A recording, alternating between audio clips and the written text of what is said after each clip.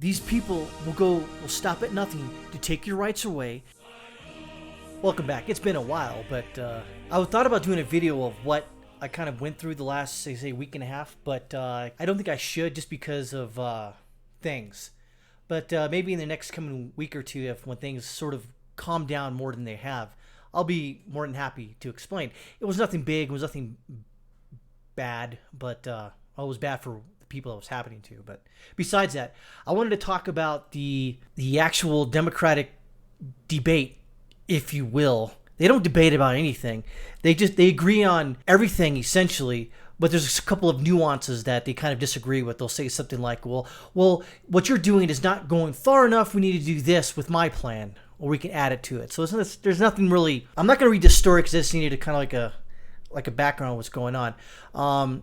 They say Pete Buttigieg's performance was better, but whatever. Case in point, Robert Francis O'Rourke is still pushing the taking guns back by force, even though the Second Amendment still says you can't do it. He doesn't want to he wants to bypass the Second Amendment. He doesn't want to go through the arduous process of rescinding or taking away the Second Amendment. He even went a step further. He says, oh yeah, because if you don't do it, the police will come by and take it. And like I've said before many times, you really want the police to go door to door of up to, let's say, 150 million households. You just can't do it. It's impossible. The amount of money that's going to require to do that is beyond what you can imagine. They tried this in Australia and it didn't work. Having said that, if you want to start a civil war, this is how you start a civil war. You go door to door, the iron fist of the government, taking away weapons. That's a way to start a civil war. No one's going to, and I guarantee that, let's say 90% do it. Okay, but there's still 40 million guns out there. You really want the military to go out there and take guns away? I don't think so. You're not going to want to do that. But besides that, and then you got Tulsi Gabbard. I think like what Steven Crowder said on Twitter. Yeah, she's pretty, but I wouldn't want her as a president. I wouldn't either. She's god awful, honestly. I respect her service in the military, even though she's an officer. But other than that, she's a fucking nightmare. No way. I do agree with her that pulling out of Syria was a good idea. There's only 50 special operations soldiers, if you will, that were there. I wouldn't say soldiers. It could have been a plethora or a different organizations from the different military services that were there, not just the army, if you will. I'm still on the fence about it. Because if you really look at what those Kurds were, they were in the same realm of the anti-fascists here, if you will. They were essentially another form of ISIS fighting against ISIS. I don't know much about it. Well, from what I understand, those guys aren't good. And we were playing the enemy of my enemy as my friend, and that's never a good thing.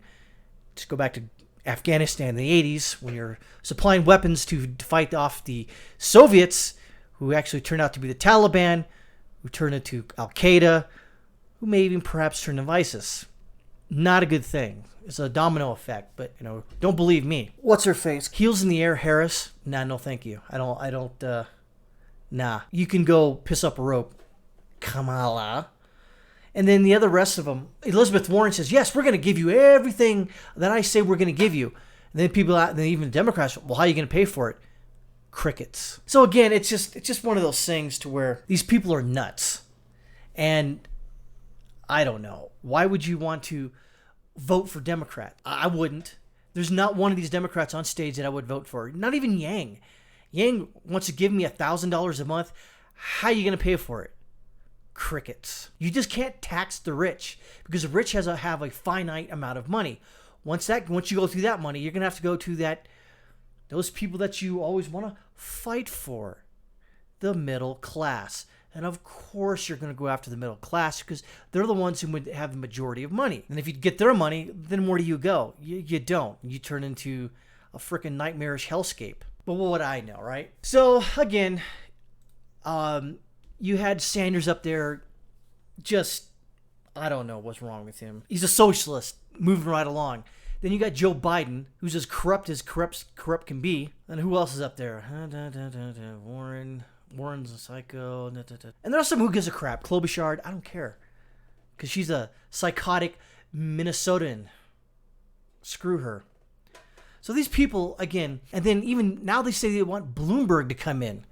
This guy, who was a Republican, actually, I think he started out as a Democrat, then were a Republican, became mayor of New York, wrote the laws so he could run for a third term, wrote them back in so no one else can do a second term, can only do no more third terms like he did, became an independent, they came back to Democrat. This guy is the epitome of a flip-flopper, and I wouldn't want this knuckle futz anywhere near the nuclear launch codes. This guy is terrible.